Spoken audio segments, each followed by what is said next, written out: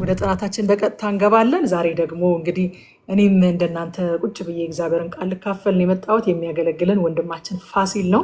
እግዚአብሔር በሱ ውስጥ ያስቀመጠውን ጸጋ እንካፈላለን። ከዚህ ቀደም እኔ ባልነበርኩበት ሰዓት ያገለገለውን አገልግሎት ቪዲዮቹን እያየው ነበረ። እግዚአብሔር በጣም እጅግ በውስጡ ጸጋ ያስቀመጠበት የተወደደ ወንድም ነው። እዚህ ውስጥ ያሉ ኃያላን አሉ። እግዚአብሔር በሁሉም ውስጥ ልዩ ልዩ ዩኒክ ነገር አስቀምጧል እና እያንዳንዱ ሰው ውስጥ ያለውን ነገር እንጠቀማለን። እንደው እኔ ሳይመቸኝ ሲቀር እኔ ሳልኖር ምናምን ሳይሆን እኔም ከእናንተ ጋር ቁጭ ብዬ እንደዚህ አብረን የእግዚአብሔርን ጸጋ እንድንከፋፈል ስለምፈልግ ፋሲልዬ በጣም አንተ ውስጥ እግዚአብሔር ያስቀመጠውን ነገር እናከብራለን። ጌታ ዘመንህን ይባርከው። ከእግዚአብሔር እንደሚሰማ እንሰማሃለን፣ እንወድሃለን። ጊዜውን ለአንተና ለመንፈስ ቅዱስ አሳልፌ እሰጣለሁኝ። ተባረክልኝ። መቀጠል ትችላለህ። እሺ፣ ሰላም ቅዱሳን እንዴት ናችሁ? ሁሉ ሰላም ነው? ምዕራፍ 19 ላይ እንዳየነው በዋናነት ዋናው ሀሳብ ከክፉ መካሪዎች የተነሳ አሞናውያን አላስፈላጊ ዋጋ ሲከፍሉና ከዛ ጋር ተያይዞ ደግሞ ኢዮአብ የእግዚአብሔርን ሉዓላዊነት ባከበረ መልኩ ያወጣው አስደናቂ ጦርነትን ስልት የምናይበት ነው እና ቁጥር 2 ላይ የአሞን ንጉሥ ናኦስ ስላደረገለት ውለታ ዳዊት በቅንነት በቃ ተተኪው ልጁን ሊያጽናና የላካቸው የመንግስት ሹሞች ልክ በዚህ ዘመን በቃ አብይ የሆኑ ሰዎችን ለሆነ ሀገር መንግስት አመራር እንደ መላክ ብላችሁ አስቡት። የላካቸው እንደዚህ አይነት የመንግስት ሹመኞችን ወይም ዴሌጌት የምንላቸውን በትክክለኛው መንገድ ባልተረዷቸው የናኦስ ልጅ የሐኖን አማካሪዎች ምክንያት የተላኩትን እነዚህን ሰዎች ብቻ ሳይሆን ደግሞ ዳዊትንም ከዛ ደግሞ መላው እስራኤልን ያሳፈረ ተግባር እንዳደረጉባቸው ቃሉን ሲነበብ አድምጠናል እና በዚህ ምክንያት ቸርነት ለማድረግ የተዘረጋች የዳዊት እጅ ላይ በተፈጸመ በቃ ክህደት ልንለው እንችላለን።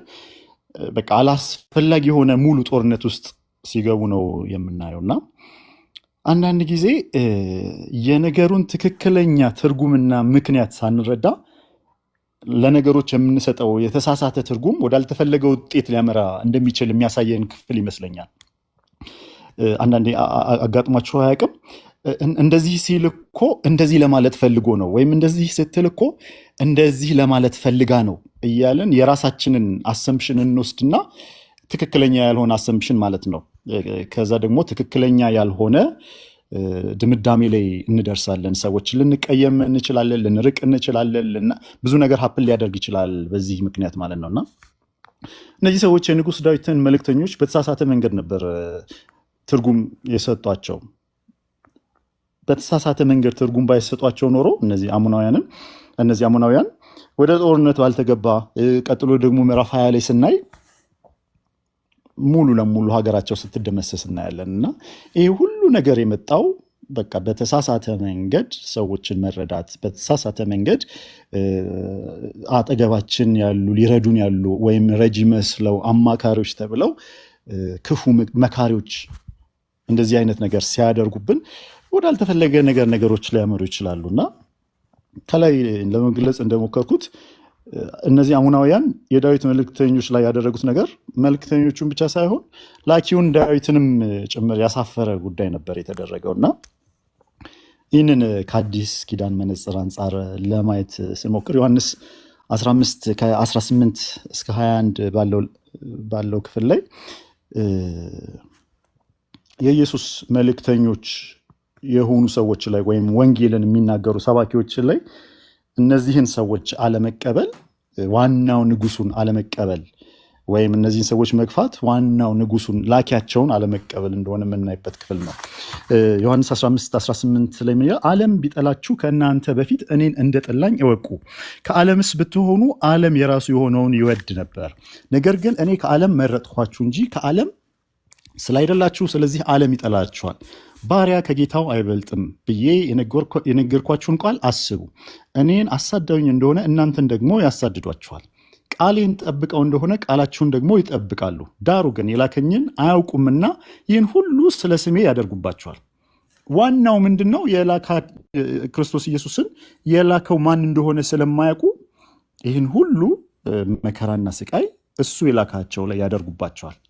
እነሱ ግን ዋና የላከውን እግዚአብሔር አብን እናውቀዋለን ብለው ነው የሚያስቡት፣ ግን አላወቁትም ነበር እና ኢንዳይሬክትሊ ክርስቶስ ኢየሱስን ነው ሰዎች የላካቸውን ሰዎች ሲቃወሙ ወይም ስንቃወም ክርስቶስ ኢየሱስን ነው እየተቃወምን ያለ ነው ማለት ነው።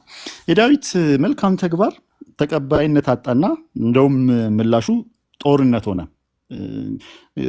የገረመኝና ያሳቀኝ አንድ ቃል ቲጂ አንዳንዴ በቃ እስቃለው እንደዚህ ይሆናለው የምትላቸው ነገሮች አሉ የእግዚአብሔርን ቃል በግሏ ስታነብና በቃ ያሳቀኝ ሳነበው የፈሪ ዱላ ነው የሆነብኝ። ማለት እነዚህ ሰዎች ራሳቸው አዋርደው ላኳቸው።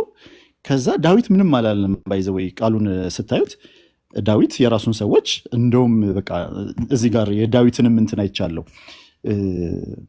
ለህዝቡ ብቻ ሳይሆን ለአገልጋዮቹ ራሱ ያለውን መልካም ልብ በቃ እፍረታቸውን እንትን ለማለት ለመሸፈን ጺማችሁ እስኪያድግ በቃ እንደዚህ የሆነ ቦታ ተሸሸጉና ውጡ እያለ ያለውን መልካም ነገር አይቻለው ዳዊት ለላካቸው ሰዎች። እና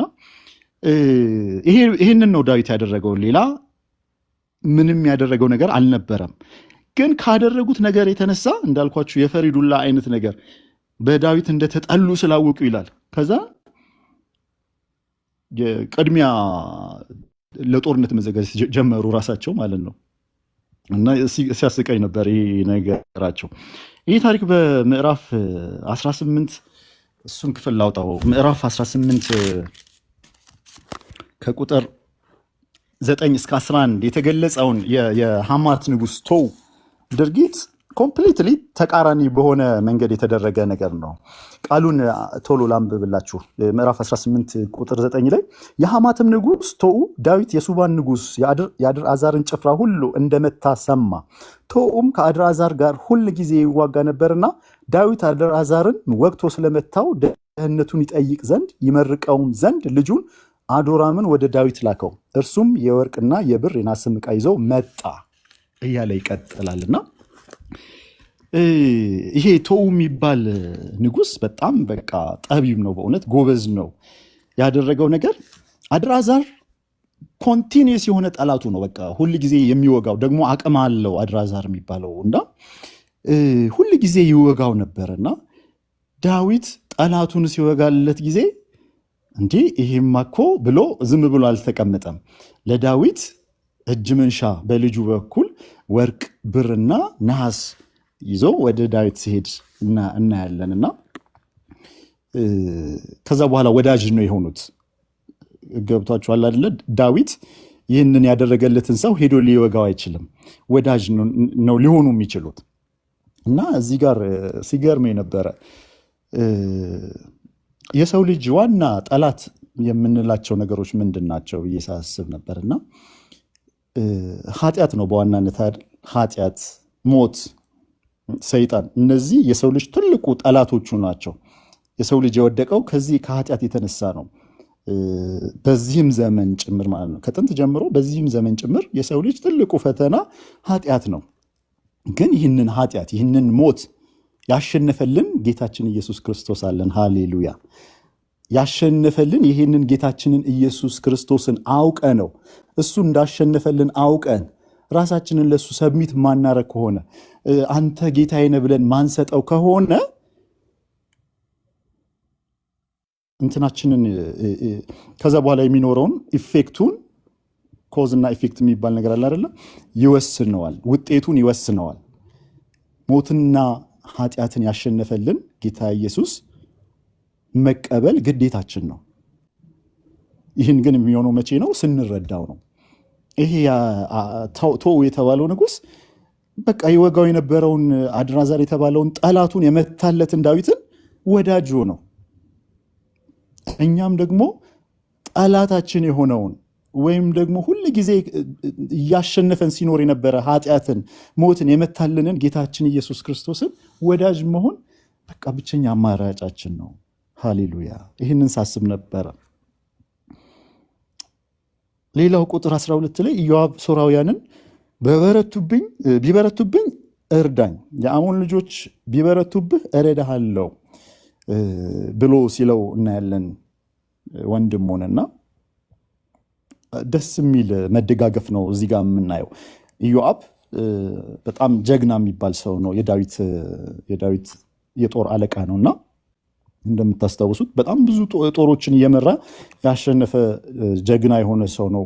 ኔክስት ምዕራፍ 20 ላይ በደንብ እናየዋለን። እና ግን በቃ እንትን በራሱ አልተማመንም። በራሱ በቃ እኔ እበቃለሁ፣ አንተ እነዛን ያዛቸው፣ እኔ እነዚህን ብሎ በራሱ ሲደገፍ አናይም። እግዚአብሔር ደግሞ የወደደውን ያድርግ ሲልም እናያለን ከታች። እግዚአብሔር የወደደውን ያድርግ።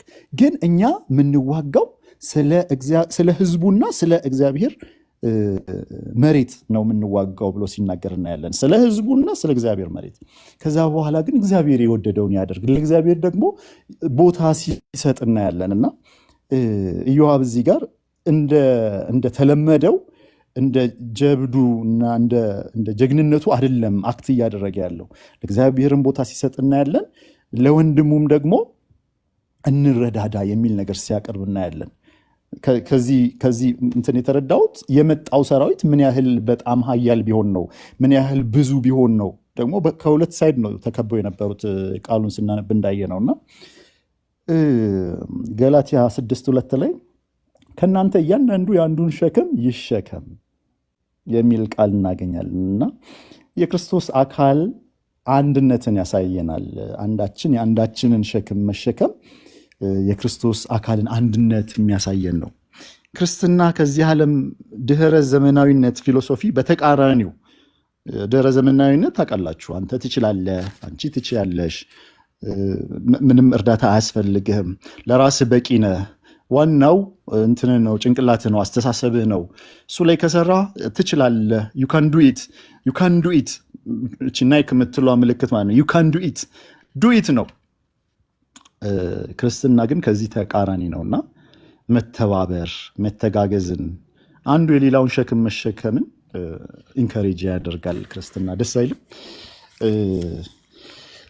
ሌላው ምንም እንኳን እስራኤል በተዋጊና በሰረገላ ብዛት ያነሰ ቢሆንም፣ ምንም እንኳን ደግሞ በሁለት ግንባር ጦር ቢከፈትባቸው ድል የእነርሱ ነበረ።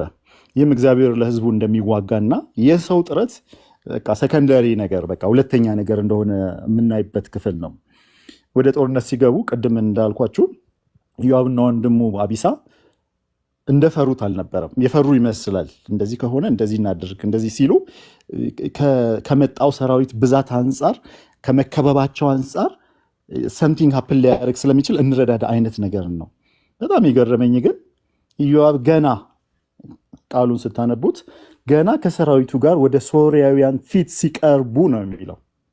ገና ሲቀርቡ ሶርያውያን ከፊታቸው ሸሹ። ክብር ለጌታ ለኢየሱስ ይሁን። ከዚህ በፊትም የሆነ ክፍል ላይ አይተናል አይደለ? እነዛ 4ቱ ለምጻሞች በምሽት ሲሄዱ፣ እነዛ ደግሞ እንትኖች ናቸው፣ ፍልስጤማውያን ናቸውና የብዙ ፈረስ ድምፅ አድርጎ እግዚአብሔር አሰማቸውና ጥለው ሸሹ። ፍልስጤማውያን ሰፈራቸውን ጥለው ሸሹ። እና በቃ እግዚአብሔር እዚህ ጋር ምን እንዳደረገ አናቅም፣ ግን ለእግዚአብሔር የተሰጠው ሪኮግኒሽን አለ። እግዚአብሔር የወደደውን ያደርጋል ብለው ለእግዚአብሔር የሰጡት ቦታ አለ። ከዛ ገና እኮ ነው ከሰራዊቱ ጋር ወደ ሶርያውያን ፊት ሲቀርቡ ሶርያውያን ከፊታቸው ሸሹ። በጣም የሚገርመው ደግሞ ሶርያውያን መሸሻቸውን አይተው አሞናውያንም ሸሹ ይለናልና ክብር ለጌታ ለኢየሱስ ይሁን። እግዚአብሔር ጠላታችንን ሳንዋጋ ያስደንግጥልን። አሜን። በቃ እንደዚህ ገና ፕሬዘንሳችን ማለት ነው። የኛ ፕሬዘንስ ምንም ነው፣ ግን የእግዚአብሔር ከኛ ጋር መሆን ሰምቲንግ ይፈጥራል፣ የሆነ ነገር ማድረግ ይችላልና ክብር ለጌታ ለኢየሱስ ይሁን። ይህንን ምዕራፍ ስናጠቃልለው የንጉሥ ሐኖን ችግሩ የነበሩት አማካሪዎቹ ናቸው በዋናነት። እና እነዚህ አማካሪዎች በሳል አልነበሩም። የሚሆነውን ነገር የሚያውቁ ወይም የተረዱ አልነበሩም። ጊዜውን የተረዱ አልነበሩም።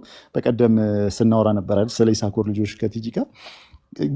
ምክንያቱም አሁን ብዙዎቹ ባይዘወይ የዳዊት ጠላቶች የነበሩ ራሳቸውን ሰብዱ እያደረጉ እየተገዙ እየገበሩ ያሉበት ጊዜ ነው። ይሄ ማለት ዳዊት እየበረታ እንደሆነ እየተረዱ ነው። ዘመኑን የሚያውቁ አልነበሩም። እነዚህ ሰዎች ከአቅም በላይ ነበር የተገዳደሩት ከዳዊት ጋር ሲገዳደሩ ማለት ነው። እና ደግሞ የክፋት ዓላማም የነበራቸው ይመስላል እና ጊዜውና የእግዚአብሔርን ሀሳብ የሚረዱ ወይም ዲዘርን የሚያደርጉ ሰዎች አልነበሩም። ነገር ግን ጊዜውንና የእግዚአብሔርን ሀሳብ የሚረዱ ሰዎችን መስማት ደግሞ ተገቢ ነው። ምክር ሁል ጊዜ አለና ክፉ ምክር አለ፣ መልካም ምክር አለ። መልካም ምክርን መስማት አስፈላጊ ነው። ሌላው ደግሞ የዳዊትን መልካምነት እናያለን። ዳዊት እዚህ ጋር ሁለት ጊዜ መልካም ነገሮችን ሲያደርግ አይተናል። አንደኛ የሞተው ንጉሥ ማን ነው ስሙ? የአሞን ልጆች ንጉሥ ናኦስ መሞቱን አይቶ ለሱ ቸርነት ሊያደርግ ለልጁ ቸርነት ሊያደርግ ሲያስብ፣ ያው አህዛብ ንጉሥ እኮ ነው የሚገርማችሁ፣ ቸርነት ሊያደርግ ሲያስብ እናያለን። ከዛ ደግሞ ተዋርደው የመጡትን የራሱን ሰዎች ደግሞ ለእነሱን ደግሞ መልካም ነገርን ሲያደርግ እናያለን። ሌላው ደግሞ ኢዮአብና ወንድሙ አብረው ጠላትን ለመምታት እንደቆሙ የምናይበት ክፍል ነው። ዛሬም በክርስቶስ አካል ውስጥ ያለን ክርስቲያኖች ጠላትን ለመምታት በህብረት መደጋገፍ አስፈላጊ እንደሆነ የምንማርበት ክፍል ሆኖ ነው ያገኘሁት። ምዕራፍ 20 ላይ ወደ ምዕራፍ 20 ስንሄድ ዋናው ሀሳብ የእስራኤል ኃያል ወይም ጃንት የሚባሉ ጠላቶች ሲደመሰሱ የምናይበት ነው። ቁጥር 1 ላይ ኢዮአብ የአሞንን ልጆች ሀገር ሙሉ በሙሉ አጠፋ፣ ረባትን አፈረሳት፣ ህዝቡንም አፍልሶ የጉልበት ሰራተኛ አደረጋቸው፣ እነዚህ እያለ ይናገራል። እና እነዚህ አሞናውያን ይሰማል አይደለም? የሆነ ቦታ እንትን ተከፍቷል መሰለኝ፣ አይዶ ነው። ሲገርመኝ ነበር እነዚህ አሞናውያን ከዳዊት ፐርሰናል የግል ህይወቱ ጋር የተያያዘ ነገር ብዙ ነገር ሀፕን ሲያደርግ እናያለን። ህግ ላይ ቤቢ ህግ ያጠናችሁ ሰዎች ካላችሁ ታውቃላችሁ። ኮዜሽን የሚባል ነገር አለ። ኮዜሽን ማለት ሰምቲንግ ሀፕን ባያደርግ ኖሮ ሰምቲንግ ሀፕን አያደርግም። ልክ እንደ ኮዝ ኤንድ ኢፌክት እንደምንለው ማለት ነው። እና በዳዊት ህይወት ላይ እንደዚህ አይነት ነገሮች የተፈጠረባቸው ሰዎች ናቸው እነዚህ አሞናውያን። ግን መነሻው እነሱ ስለሆኑ ሲገርሙኝ ነበረ። እናገረዋለሁ መጨረሻ ላይ። አንደኛ መጀመሪያ እንግዲህ እንዳልኳችሁ ዴሊጌቶቹን ላካቸው፣ በቅንነት ላካቸው። ከዛ ደግሞ አዋረዱበት እነዚህን ሰዎች። ዳዊትንም ነው ያዋረዱት ብያችኋለሁ። ከዛ ደግሞ መልሰው ራሳቸው ለጦርነት ሲዘጋጁ እናያለን። ከዛ ጦርነቱን ተሸነፉ። በመጨረሻው ጦርነት ላይ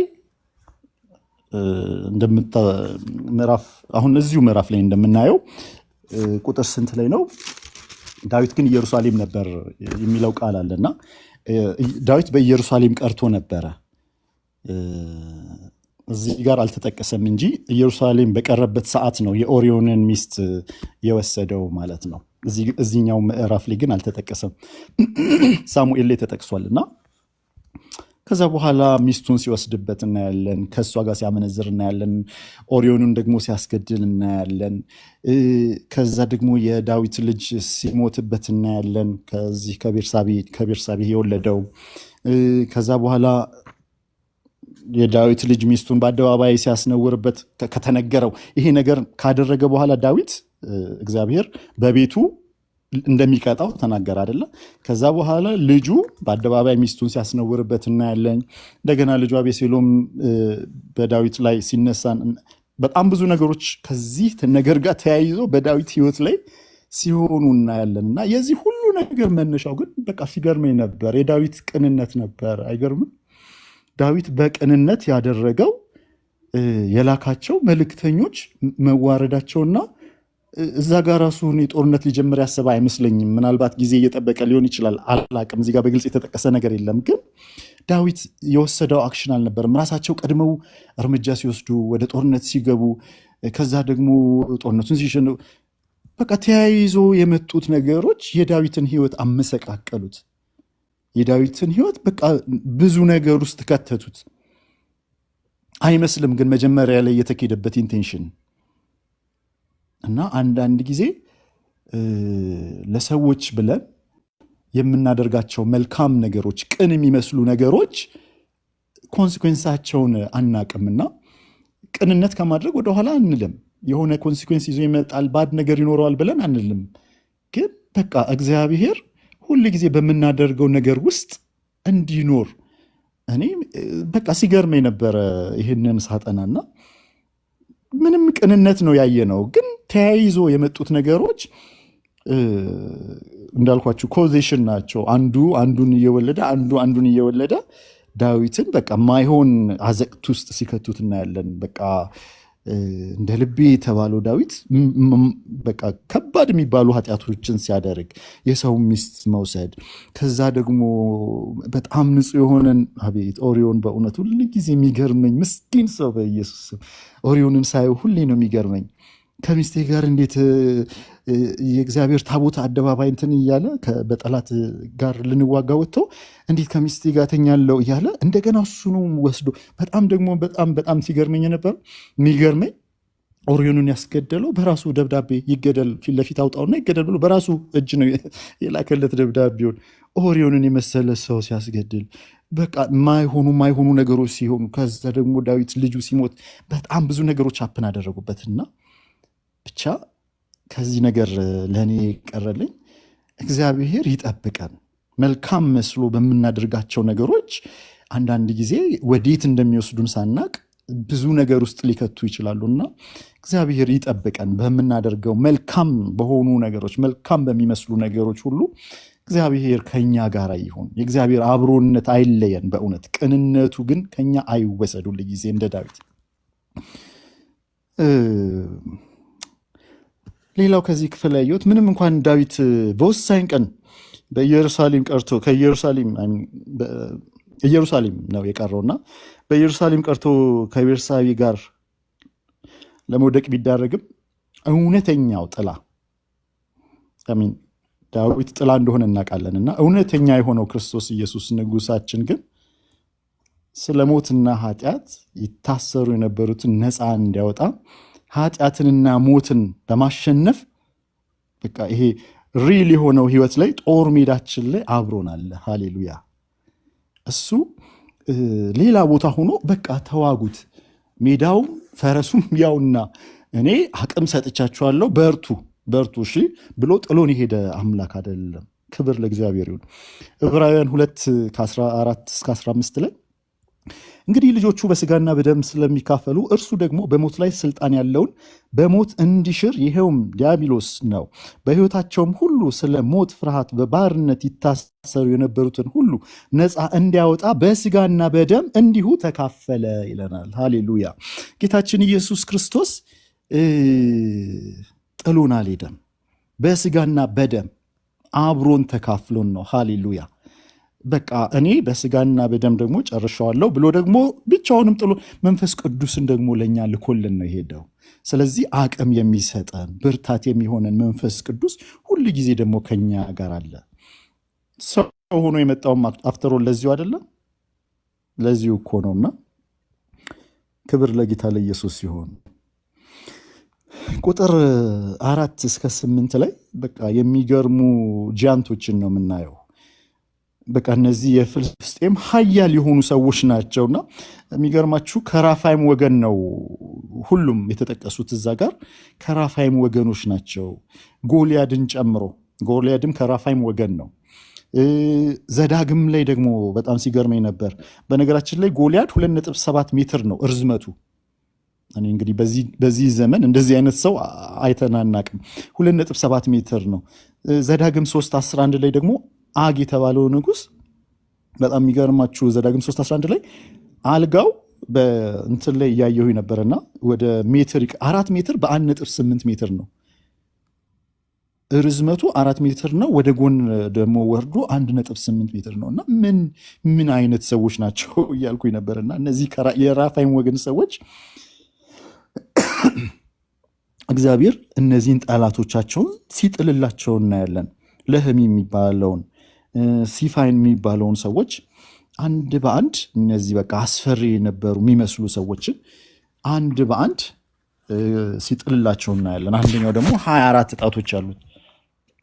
ምንድን ናቸው ማለት ዊርድ ናቸው አይደል? በጣም እና እነዚህን ሁሉ ጠላቶች ሲጥልላቸው እናያለን።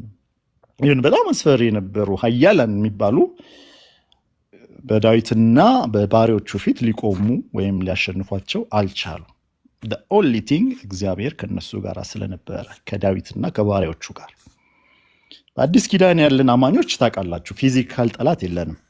ነገር ግን ትግላችን ጃንት ከሆኑ ስቲል ጃንት ናቸው ባይዘው እንደውም ትልቅነታቸው ወይም ግዙፍነታቸው እዛ ጋር በፊዚካል እንደተጠቀሱት አይደለም። በጣም ጃንት ከሆኑ አለቆች ይላል፣ ስልጣናት፣ እንዲሁም ከጨለማ ዓለም ገዢዎች፣ አለቃ፣ ስልጣናት፣ ገዢ ከነዚህ ጋር እንደሆነ እግዚአብሔር ቃል በኤፌሶን 6:12 ላይ ይነግረናል። መጋደላችን ከደምና ከስጋ ጋር አይደለምና ከአለቆችና ከስልጣናት ጋር ከዚህም ከጨለማ ዓለም ገዢዎች ጋር በሰማያዊም ስፍራ ካለ ከክፋት መንፈሳዊያን ሰራዊት ጋር ነው እንጂ ይላል። ሃሌሉያ! አይገርምም? ጃንትነታቸውን ስትመለከቱ እኮ አለቆች፣ ስልጣናት፣ የጨለማ ዓለም ገዢዎች፣ ከክፋት መንፈሳዊያን ሰራዊት ደግሞ ብዛታቸውንም ለማሳየት እና ይህን ሁሉ ግን በክርስቶስ ኃይል። ሃሌሉያ! በቃ ሌላ ብዙ እንትን አንልም፣ ብዙ ኃይል አናጠፋም። ብዙ ምን እንደዛ ዘመን ሰዎች የምንደክመውን ነገር የለም። በክርስቶስ ኃይል የሚወድቁ ናቸው እነዚህ ሁሉ ኃይላት። ክብር ለጌታ ለኢየሱስ ሲሆን ምዕራፍ 21 ላይ እንገባለን። ምዕራፍ 21 ላይ ዋናው ሀሳብ ዳዊት በእግዚአብሔር ላይ ማመፁ ወይም ደግሞ የነበረውን ፕራይድ እና ከዛ ጋር ተያይዞ የመጣ የእግዚአብሔር ቁጣ፣ ከዛም ደግሞ ተያይዞ የመጣ የእግዚአብሔርን ምሕረት የምናይበት ነው። ስለ ቤተ መቅደስም የምናየው ነገር አለ እዛ ጋርና ወደ መጨረሻ ላይ የዳዊት ኃጢአት ገርሟችኋል አይደለ? ስታነቡ መጀመሪያ ላይ ሰይጣንም በእስራኤል ላይ ተነሳ እስራኤልንም ይቆጥር ዘንድ ዳዊትን አንቀሳቀሰው የሚለው እኔ መጀመሪያ ሳነበው ከዚህ በፊትም አንብቤው አውቃለሁ፣ ግን ሁልጊዜ የሚገርመኝ ቃል ነው። ሰይጣን አንቀሳቀሰው ይላልና ስለዚህ ፖይንት አነሳለሁ ወደ በኋላ ላይ። ከዛ ግን የዳዊት ትልቁ እዚህ ጋር የነበረው ችግር በራስ መደገፍ ወይም ደግሞ አይ ዶንት ኖ ፕራይድ የሚለው ቃል ሞር እንትን ይመስለኛል እና ከቤርሳቤ እስከ ዳን ድረስ ከታች እስከ ላይ በቃ መላው እስራኤልን ማለት ነው እንዲቆጥር ሲያዘው እናያለን የጦር አዛዡንና የሚገርማችሁ የጦር አዛዡ ይዞት ከመጣው ሪዘልት አንጻር ስናይ እኔ መላው ህዝብ እንዲቆጠር የተደረገ እንትን አልመሰለኝም። ምክንያቱም ኢዮአብ ይዞ የመጣው ውጤት አይታችሁ ከሆነ ለጦርነት የሚበቁና ሰይፍ የሚመዙ ነው ያለው። እንደዚህ አይነት ሰዎች ላይ ፎከስ የተደረገ ይመስለኛል። ዳዊትም ፎከሱ እነሱ ላይ ይመስለኛል። እና ምንድን ነው ብላችሁ ስታዩ ዳዊት በቃ ባለው ኃይል ያለውን ኃይል ማወቅ በፈለጉ በሱ ሊመካ የጀመረ ይመስላል አይደለ? ካደረገው ነገር አንጻር ማለት ነው። እና ይህም እንደ ትልቅ ኃጢአት በእግዚአብሔር ፊት ተቆጠረበት። ምክንያቱም ዳዊት ሙሉ ለሙሉ በእግዚአብሔር ኃይል ሲታመን የኖረ ሰው ነው። በእግዚአብሔር ኃይል ሲያሸንፍ የኖረ ሰው ነው። እግዚአብሔርን ለእያንዳንዱ መውጣትና መግባት ጥያቄ ሲጠይቅ የኖረ ሰው ነው። ከዛ በኋላ ግን ብዙ ማሸነፎች ሲመጡ ነው መሰለኝ መታመኑን በሰራዊቱ ቁጥር ላይ ሊያደርግ ጀመረ። አክቹዋሊ ሰይጣን ሚስሊድ እንዳደረገው ከላይ መጀመሪያ ላይ የተጠቀሰ ነገር አለና ሰይጣን ኢቨን ለእግዚአብሔር ቅርብ የሆኑ ሰዎችን ሳይቀር ሊፈትን እንደሚችል ወይም ፈትኖ ልክ ያልሆነ በራስ መተማመንና በራስ መደገፍን ሊፈጥር እንደሚችል የምናይበት ክፍል ይመስለኛል። ይህ ክፍል ዳዊትን ብቻ አይደለም መጽሐፍ ቅዱስ ላይ ጴጥሮስንም እንደዚሁ ሊፈትን ሲሞክር ብለው ይሻላል። ምክንያቱም ክርስቶስ ኢየሱስ ጣልቃ እንደገባላቸው እዛ ክፍል ላይ ይናገራል። ሉቃስ 22 ቁጥር 31 ላይ ጌታም አለ ስምዖን ስምዖን ሆይ እነሆ ሰይጣን እንደ ስንዴ ሊያበጥራችሁ ለመነ፣ እኔ ግን እምነትህ እንዳይጠፋ ስለ አንተ አማለድሁ እያለ የሚናገረው ቃል አለና ሉቃስ 4:1 ላይም ጌታችን ኢየሱስ ክርስቶስን ሊፈትነው ሲሞክር የምናይበት ክፍል አለ አይደለም።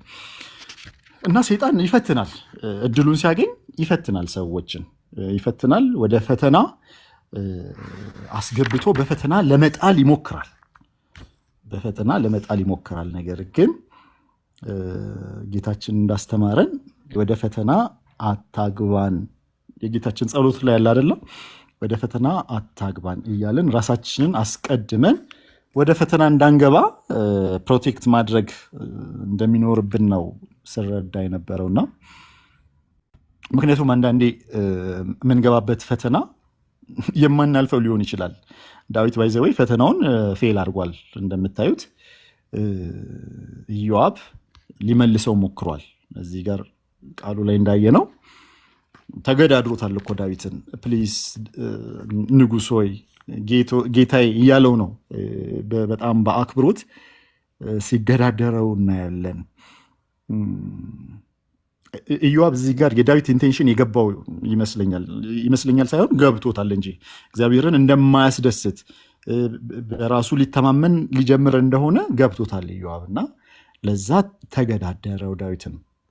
በጣም የገረመኝ ግን እዚህ ጋር ቅድም መጀመሪያ ላይ ጥቂት ተናግሬ እንደነበረ የኢዮአብ ፐርሶናሊቲ እንደዚህ አይነት አይደለም። የኢዮአብ ፐርሶናሊቲ ጀብደኛ ነው። ባይዘወይ በቃ አንበሳ ነው ኢዮአብ ማለት። የሆነ ነገር ከተባለ ፈጥኖ የሚወጣ ውደቅበት ከተባለ የሚወድቅ በቃ እንደዚህ አይነት ሰው ነው።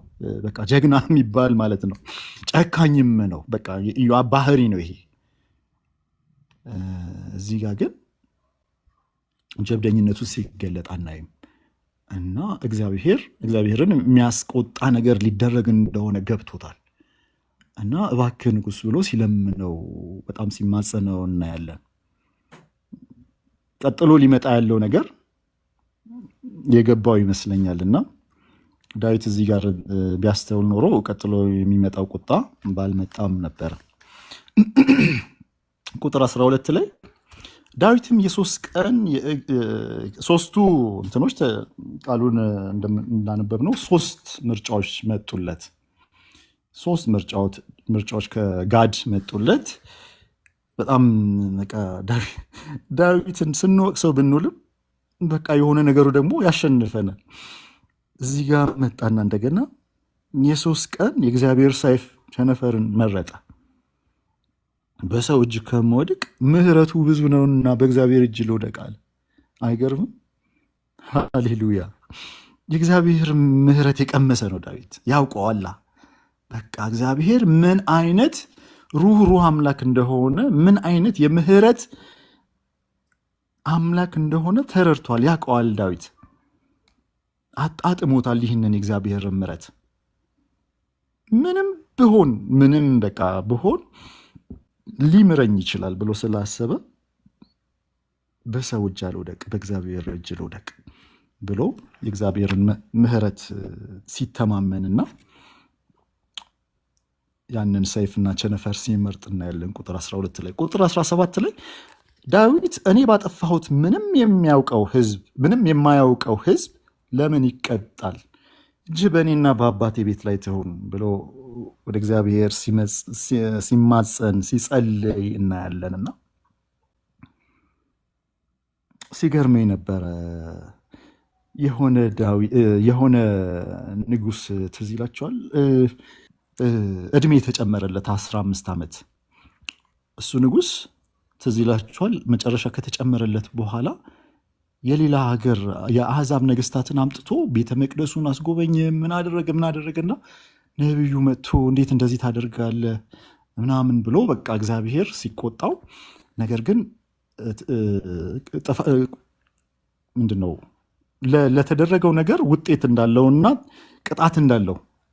ቅጣት እንደሚመጣ ሕዝቅያስ ነው አይደለ? አዎ ቅጣት እንደሚመጣ ሲነግረው በእኔ ጊዜ አይሁን እንጂ ችግር የለም ሲል፣ ኧረ በኢየሱስ ምን ያልኩት ማለት አንዳንድ ጊዜ የልብ ድንዳኔ ከባድ ነውና የተጨመረለትን 15 ዓመት እኮ ባይጨመርለት ይሻለው ነበር። ባይዘወይ ጥፋት ነው ፈጽሞ የሄደው ይባስ እና ዳዊት ግን ስቲል ጥፋቱ የራሱ እንደሆነ ገብቶታልና ይሄ በግ ህዝብ ሲል ጌታ ወይ ምን አይነት ልብ ነው ላለው እንደገና ምንም የማያውቅ ይሄ በግ ህዝብ ለምን ይቀጣል? እጅ በእኔና በአባቴ ቤት ላይ ትሁን ብሎ ሲማፀን እግዚአብሔርን እናያለን። በእኔና በአባቴ ቤት ላይ ትሁን። በቃ እኛ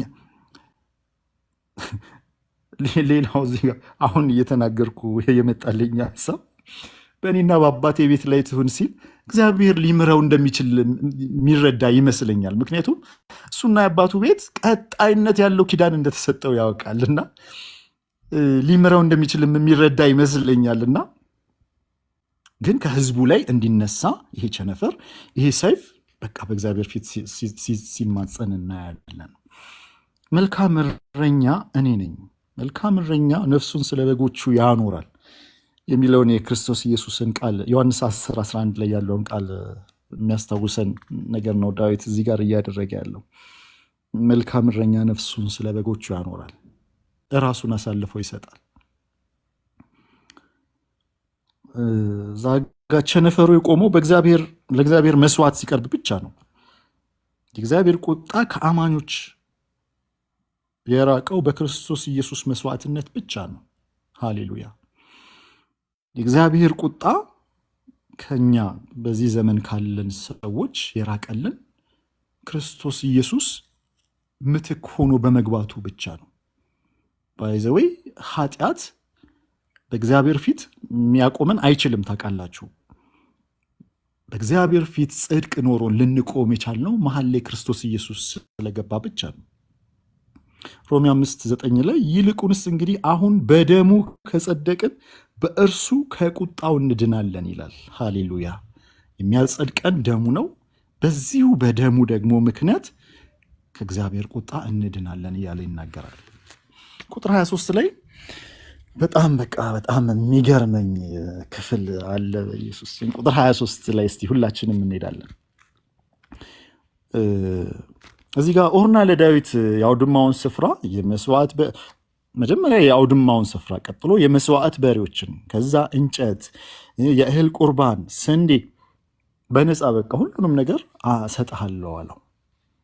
ሆኖም ዳዊት በቁጥር 24 ላይ በቃ በጣም ፌመስ የሆነ በጣም ታዋቂ የሆነውን የአምልኮ መርህ ሲናገር እናያለን። በጣም የምወደው ቃል ነው ቁጥር 24 ላይ ያለው። ንጉሱም ዳዊት ኦርናን አይደለም፣ ነገር ግን ለአንተ ያለውን ለእግዚአብሔር አምጥቼ የሚቃጠል መስዋዕት በከንቱ አላቀርብምና በሙሉ ዋጋ እገዛዋለሁ አለው። ሃሌሉያ ሃሌሉያ። እንግሊዝኛው እንደዚህ ይላል፣ ከአምፕሊፋየር ላይ ነው የወሰድኩት። ኤንድ ኪንግ ዴቪድ said to Orna, no, but I will pay the full price. I will not take what is yours for the Lord, nor offer burnt offerings which cost me nothing. አይገርምም? በቃ ካልተቆረስኩኝ እንዴት መስዋዕት ቀረበ ይባላል እኮ ነው ዳዊት እያለ ያለው። እኔ ራሴ መቆረስ አለብኝ። እኔን ራሱ የሆነ ነገር ኮስት የሚያደርግ ነገር ማድረግ አለብኝ። አለበለዚያ ለእግዚአብሔር እንዴት የሚቃጠል መስዋዕት እሰዋለሁ? ካንተ በነፃ ወስጄ በፍጹም አላደርገው። የማይሆን ነገር ነው ሲለው እናያለን። እግዚአብሔርን ስናገለግል፣ በእግዚአብሔር ቤት ስንመላለስ፣ ብዙ ነገሮችን ስናደርግ፣ ስናመልከው እየተቆረሰን ነው ወይ የምናመልከው? ራሳችንን እየሰጠን ነው ወይ የምናመልከው?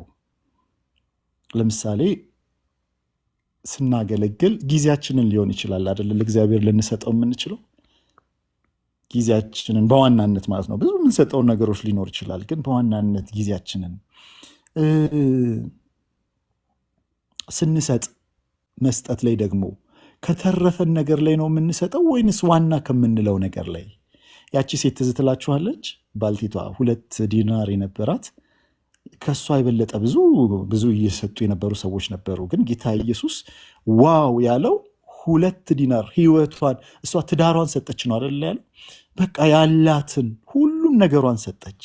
ያ ማለት ቤት ተመልሳ መኖር ማትችል አይነት ነች ማለት ነው። ያላትን ነገር ሁሉ ነው እዛ ጋር ለክርስቶስ የሰጠችውና ስንሰጥ ዋናችንን ነክተን ነው የምንሰጠው ወይንስ ከብዙ በጥቂቱ ትርፍ የምትባለዋን ነገር የሆነች ትንሽ ተቀንጭባ የምትሰጥ?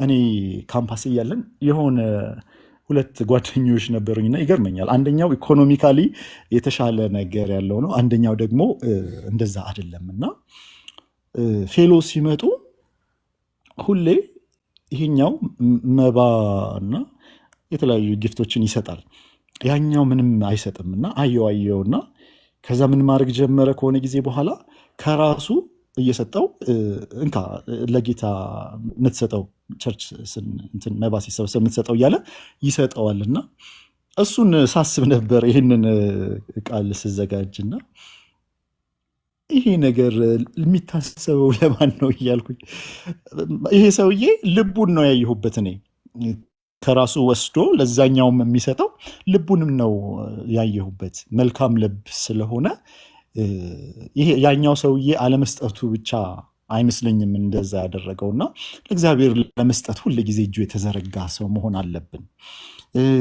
የምንሰጠው ደግሞ ያለንን ብቻ ሳይሆን ከሌለንም ጭምር ነው። በቃ የሚገርመኝ የዳዊት ንግግር ነው እዚህ ጋር ያደረገው። ያንተ የሆነውን ነገር አምጥቼ ለእግዚአብሔር የሚቃጠል መስዋዕት አድርጌ ልሰጠው በፍጹም አልችልም። በዋጋ የሚለውን አስምሩልኝ። በዋጋ እገዛዋለሁ። ሰምቲንግ ከእኔ የሆነ ነገር መደረግ አለበት። አምልኮ ይሄ ነው። ትክክለኛ አምልኮ መቆረስ ነው። ከእኔ የሆነ የሚሰማኝ ነገር መውጣት አለበት። ገብቷችኋል ሀሳቤ? አይሮ ነው በደንብ እንትን ብዬ ተናግሬው ከሆነ እኔን የሚያደማኝ ወይም ደግሞ ሰምቲንግ ቁርስ የሚያደርገኝ ነገር መኖር አለበት። በነፃ አላደርገውም ሲል እናያለንና ክብር ለእግዚአብሔር ይሁን። ይሄ ለሁላችንም ይሁንልን። ሮሜ 12:1 ላይ የአዲስ ኪዳን አምልኮ ታውቃላችሁ፣ ራሳችንን ነው ደግሞ አዲስ ኪዳን ላይ የምናቀርበውና እንግዲህ ወንድሞች ሆይ ሰውነታችሁን እግዚአብሔርን ደስ የሚያሰኝና ሕያው ቅዱስም መስዋዕት አድርጋችሁ ታቀርቡ ዘንድ እያለ ይቀጥላል። ሕያው ቅዱስም መስዋዕት ሰውነታችሁን ክላሽ የሚያደርግ የሚጋጭ አይመስልም። ሕያውና መስዋዕት የሚለው ሕያው ነው መስዋዕቱ፣ አት ዘ ሴም ታይም የሚሰዋ ነገር ነው።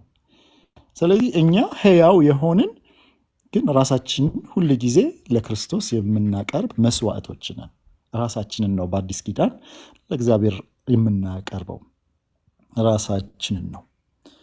እግዚአብሔርን ደስ የሚያሰኝ ቅዱስ መስዋዕት። ሃሌሉያ። አንደኛ ጴጥሮስ 1:18 ላይ ከአባታችሁ ከወረሳችሁት ከከንቱ ኑሯችሁ በሚያልፍ ነገር በብር ወይም በወርቅ ሳይሆን ነውርና እድፍ እንደሌለው እንደ በግ ደም በክቡር የክርስቶስ ኢየሱስ ደም እንደተዋጃችሁ ታውቃላችሁ። ሃሌሉያ። ሙሉ በሙሉ የተከፈለው በክርስቶስ ኢየሱስ ደም ነው። ሃሌሉያ። የኦርና አውድማ ጨርሻለሁኝ። በጣም የገረመኝን አንድ ክፍል ሼር አድርጊያችሁ ጨርሳለሁ። ይህ የኦርና አውድማ የተባለው በሞሪያ ተራራ ላይ የሚገኝ ነውና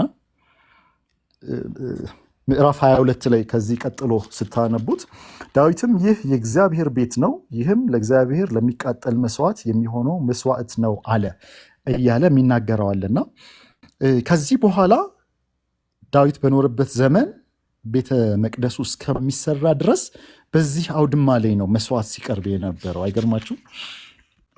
አንዴ እዚህ ጋር መስዋዕት መደረግ ጀመረ። የህዝቡ ቸነፈሩ ከህዝቡ ላይ ተነሳ። ያ አስፈሪ የነበረው ሰይፍ መልአኩ ይዞት የነበረው ከኢየሩሳሌም ላይ ተነሳ። እግዚአብሔር ተው ብሎ ከለከለው። ከዛ በኋላ ግን ዳዊት በዚሁ ስፍራ መስዋዕት እንዲሆን ሲደነግግ እናያለን። ለእስራኤል ለሚቃጠል መስዋዕት የሚሆነው መሰዊያ ነው ብሎ ከዚህ በኋላ እዚህ ቦታ ሲደረግ የምናይበት ነው። በጣም የሚገርማችሁ በዚህ ስፍራ የቀረበውን የዳዊትን መስዋዕት እግዚአብሔር ተቀበለው። ሃሌሉያ። ቸነፈሩም ቀጥ አለ።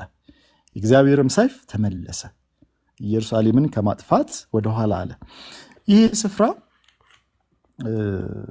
ምናልባት ቲጂ ሞር ልታብራሪልን ትቻለሽ፣ ግን በጣም ሲገርመኝ ነበረ ይሄ ስፍራ ታሪኩን ሳይ ነበርና አብርሃም ልጁን ሊሰዋበት የነበረው ስፍራ ነው። ይሄ ሞሪያ ተራራ የሚባለው ማለት ነው። አብርሃም ልጁን ሊሰዋበት የነበረው ስፍራ ነው።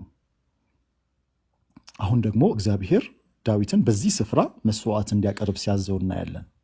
ከዛ በኋላ አጥፊው መልአክ ሲከለከል፣ ቸነፈሩም ሲቆም እናያለን። አብርሃም ደግሞ እንዳልኳቸው ይስሐቅ ሊሰዋበት የነበረው ስፍራ ነው። ከዛ ደግሞ በዚሁ ስፍራ ላይ ነው ሰለሞን ቤተ መቅደሱን የሰራው። የሚገርማችሁ በዚሁ ስፍራ ነው የተሰራው። ሌላው ደግሞ ሳነብ ነበረ ሪፈረንሶችን እና በጣም ክርስቶስ ኢየሱስ የሞተው በጎልጎታ ተራራ ነው አይደል? ጎልጎታ ተራራ በ100 ሜትሮች ርቀት ላይ ነው ከዚህ ተራራ ከሞሪያ ተራራ በጣም ቅርብ ነው ይላል እና ጌታችን ኢየሱስ ክርስቶስ የተሰቀለው እዛው አቅራቢያው ላይ ነው እና የታሪክ ግጥምጥሞሽ ለማለት ይከብደኛል። እግዚአብሔር ሰምቲንግ የሆነ ነገር ያለው ይመስለኛል፣ አላቅም። ግን በቃ መስዋዕት እየተሰዋ እግዚአብሔር ምሕረት ሲያደርግበት የኖረበት ስፍራ ነውና ሲገርመኝ ነበረ ይህ ስፍራ። እግዚአብሔር አብዝቶ ይባርካችሁ። ተባረኩ። ጨርሻለሁ። አይሆፕ ትንሽ ነገር አንድ ነገር ለእያንዳንዳችን እግዚአብሔር የተናገረን ይመስለኛል። ተባረኩልኝ። በጣም ወዳቸዋለሁ።